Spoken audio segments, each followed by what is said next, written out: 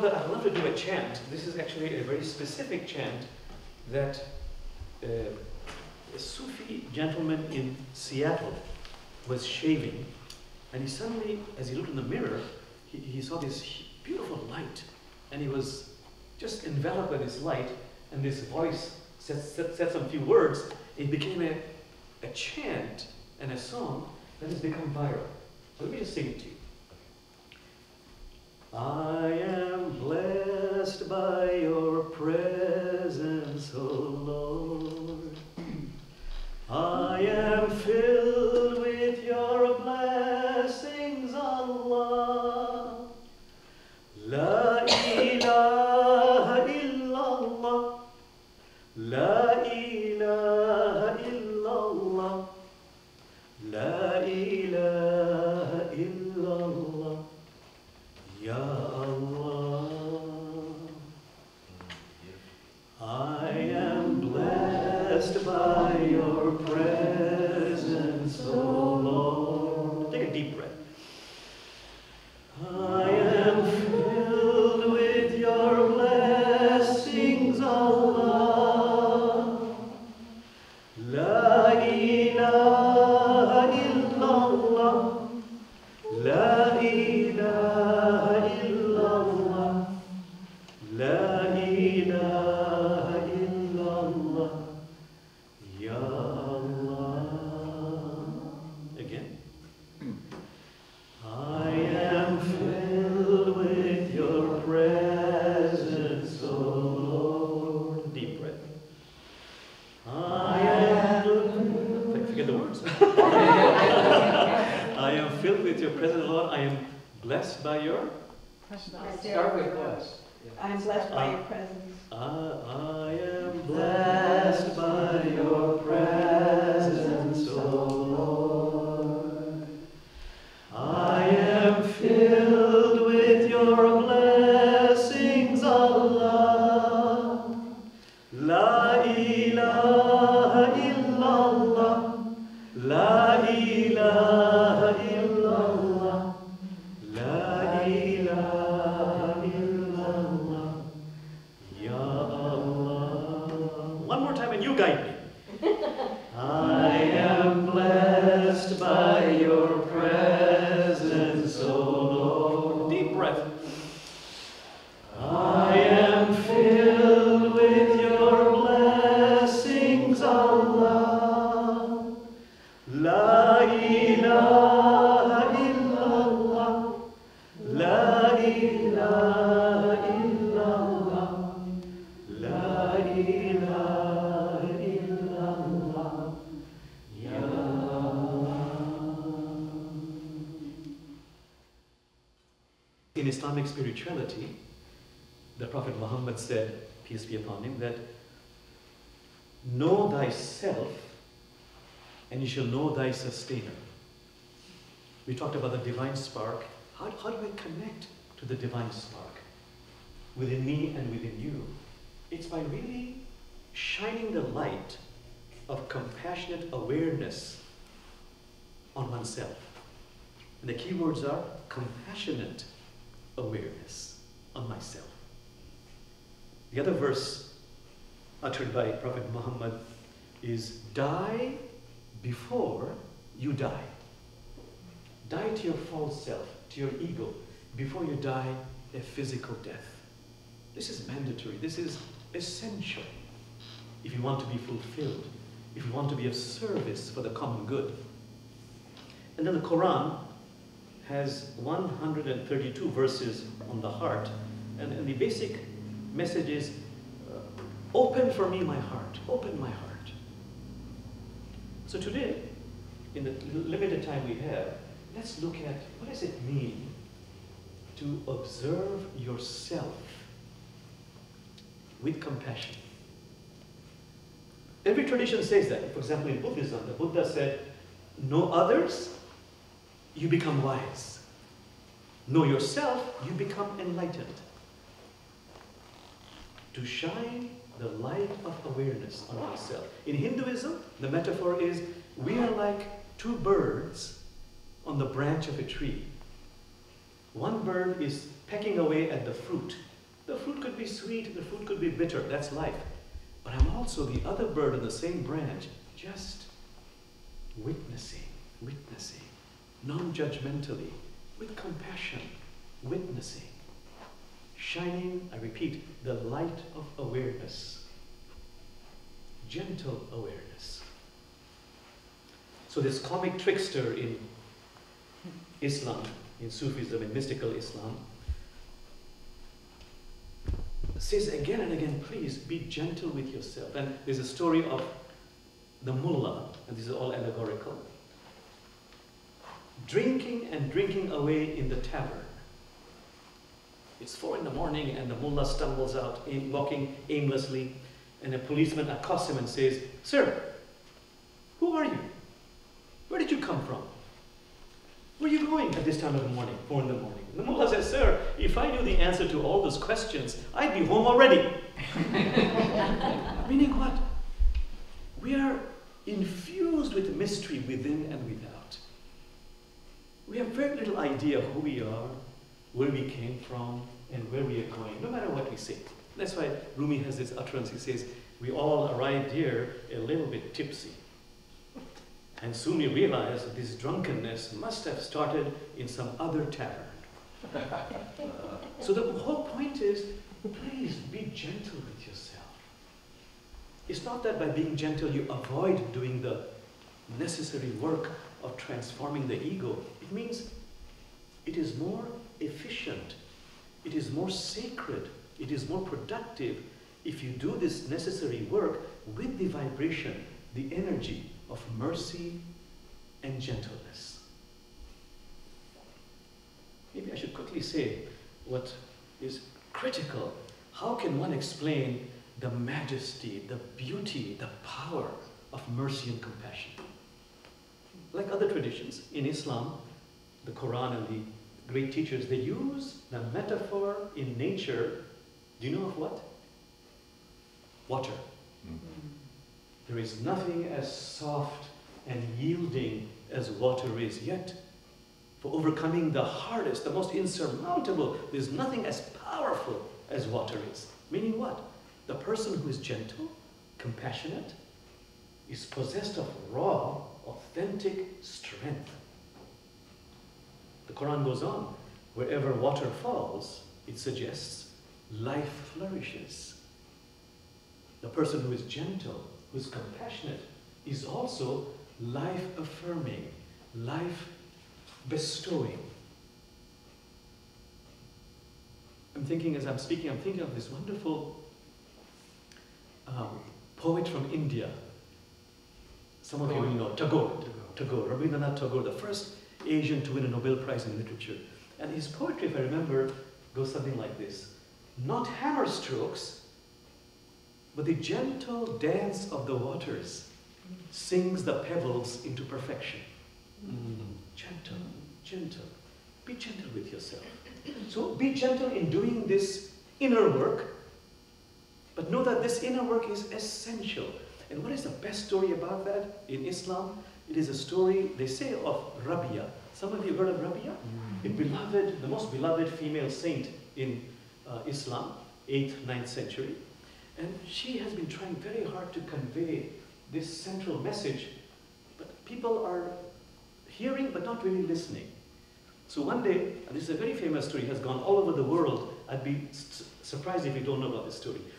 In those days, no electricity. She's looking for a lost key under this pillar which has light. Looking, she cannot find this lost key. She's so famous, the entire village joins, and they cannot find the key. So finally, they say, beloved Rabia, can you kind of tell us whereabouts you might have dropped it so we can better direct our search? She says, actually, I didn't lose it here. I lost it many miles away in my house. They said, you lost it in your house? Why looking for it here? She says, simple, you see, my house has no light at all. There's so much more light out here. So of course, she laughs, they laugh. She says, you have laughed, which tells me you are intelligent people. But now you tell me. She says, when you have lost your peace of mind, your happiness, your contentment, because of a failed relationship out there, or a project that did not materialize out there.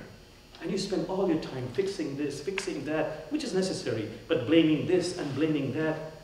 But did you lose it out there? Or did you lose it in here, within you? But of course, it is so much more dim, so much more inconvenient to look for it inside you. So just be with that story. This is a story about the need for the essential inner work. Of course, we have to do the outer work, but we tend to avoid the inconvenient inner work.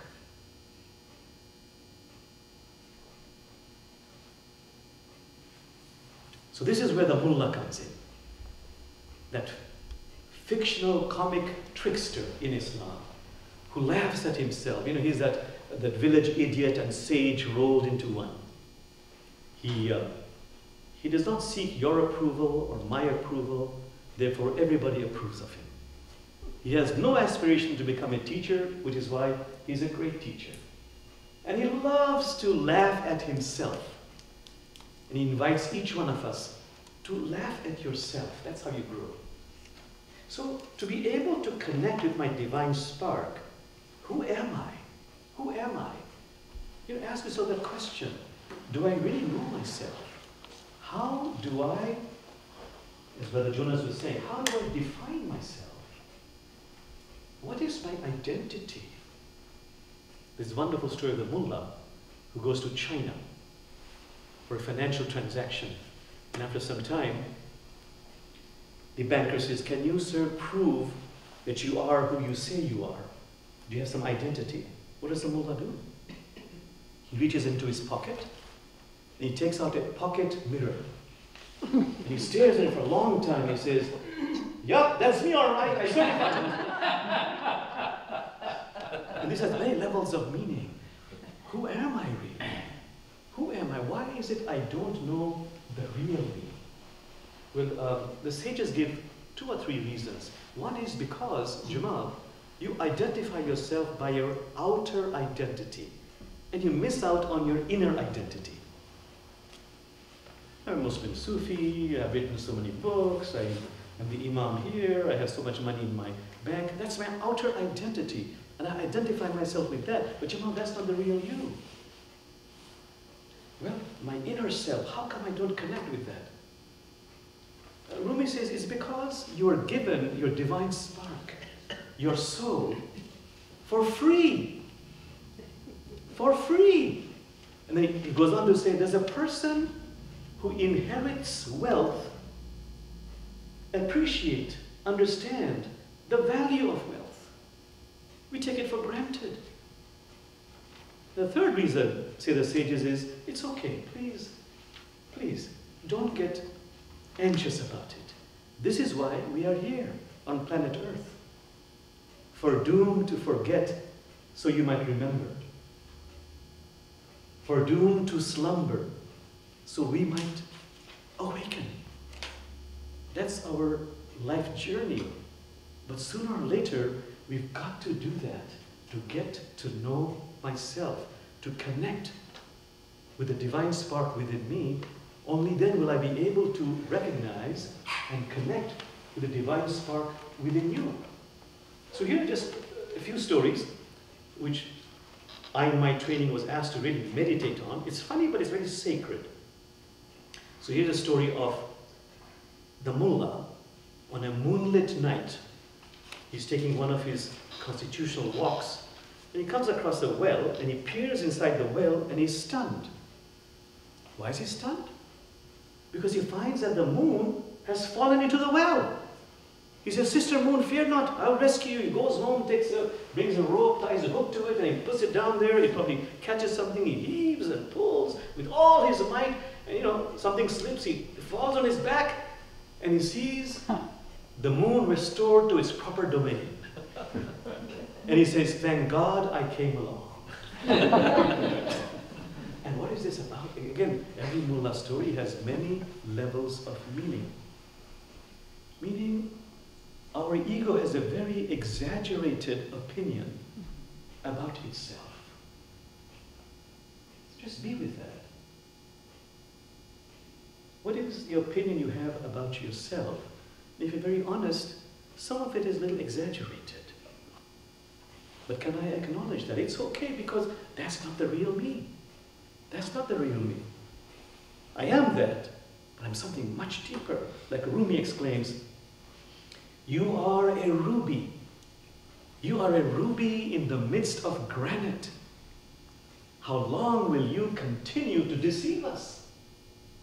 For we can see the look in your eyes. So please return to the root of the root of the root of your real self. And that's the work. Am I doing the work of returning to the root of my real self?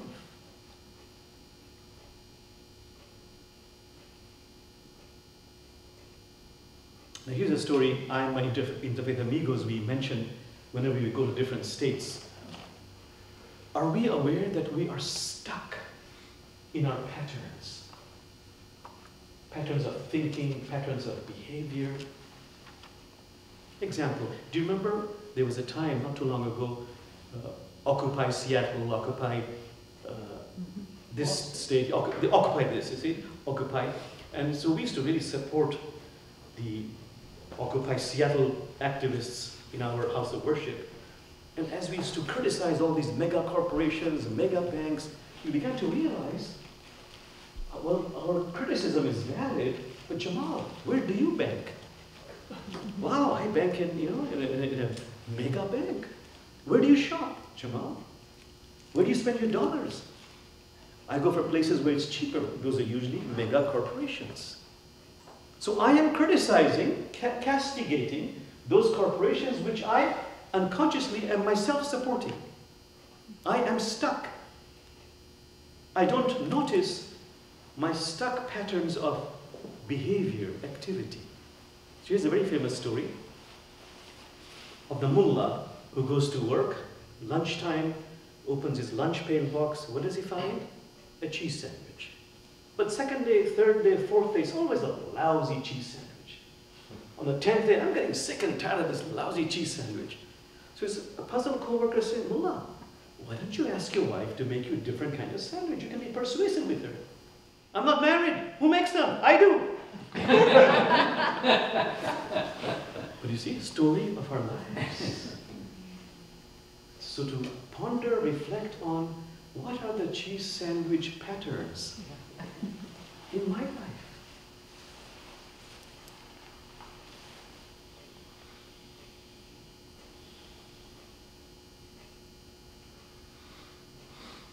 What are my excuses? And all the great sages say, if you look at your excuses, some of them are so creative, brilliant. If only you had put just part of them into your inner work, you'd be enlightened pretty fast. My father used to tell me that. So the story is of someone who goes to the mullah's door and knocks on his door and says, Mullah, can I borrow your donkey? That's done in that part of the world. The mullah doesn't want to give the donkey, so what does he do? He lies. He makes up an excuse. Oh, brother, if you'd only come 5 minutes ago, I just lent it to another neighbor. Unfortunately, just at that time, the donkey in the stable begins to bray. Neighbor says, but I hear a donkey. The mullah is caught. What does he do? He pretends to be angry. Who will you believe? Me or the donkey? And he says, thank God this happened. Because now that I understand your mental disposition, I could in any case never lend my donkey to somebody of your kind of thinking. So the excuses get more and more complicated. So this is a very important question in my life. To do what is right, but inconvenient. What are my excuses? It's not that you ask to be harsh about it, be compassionate. But shine the light of awareness, laugh at it. That's not the real you. What are my excuses, Jamal? Okay, one or two more. The great teachers say, Jamal, are you aware that you are, regardless of what you think, so slavishly dependent on authorities and experts and pundits? This is a very important question in the light of today's polarization. I am so dependent on authorities and experts. Do I do critical thinking within myself? Do I really do that?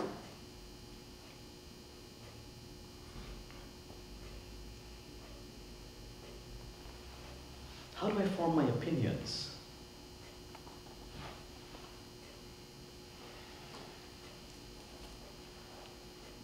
The story is that the mullah is very ill, deathly ill, and his wife is crying and crying and crying.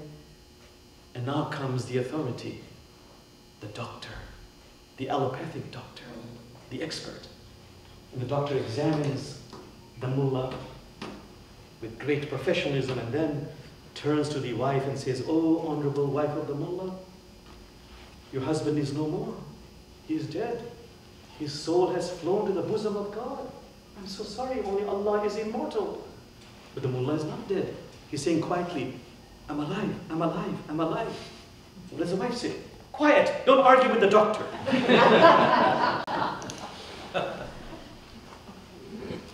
In Tao Te Ching is a wonderful verse that says, and this is very relevant for today, I feel. The verse says, when people no longer believe in themselves, when people no longer believe in themselves, that is when they turn to authorities and experts. Ponder upon that. All these different phenomena we are seeing in the election. When people no longer believe in themselves, that is when they turn to authorities and experts. Okay, one last one. Jamal, are you aware of your eccentricities? How will I ever go beyond my eccentricity if I don't shine the light of awareness? Why is it I'm so good in discovering your eccentricity, but not mine? So here's a mullah. For 1 month, every night he's dreaming that he's wrestling with donkeys. He's always complaining about it. My God, another night I'm wrestling with the donkeys. So his friends and family get together, they raise some money, and they send him to a healer who listens to him and makes some potion, some magical potion, reads the Quranic verse upon it and says, "Take this tonight," and that nightmare will disappear. Mullah says, "Excuse me, can I take it tomorrow night?" He says, "Why not tonight?" He says, "Because tonight I am participating in the finals of the wrestling match." My eccentricity. So my friends, just take these stories to heart. I have found that I have learned the most by becoming aware of these stories and the levels of meaning that begin to splash in my heart. And if I truly meditate, reflect on them, and allow them to create some shifts within me, I might feel a transformation within. In fact, in Sufism there's a verse. If you do this practice with verses, with stories, then the insight is, once the blush of the beloved graces you, there is no going back to becoming a green apple. It just shifts you. Thank you so much. Thank you.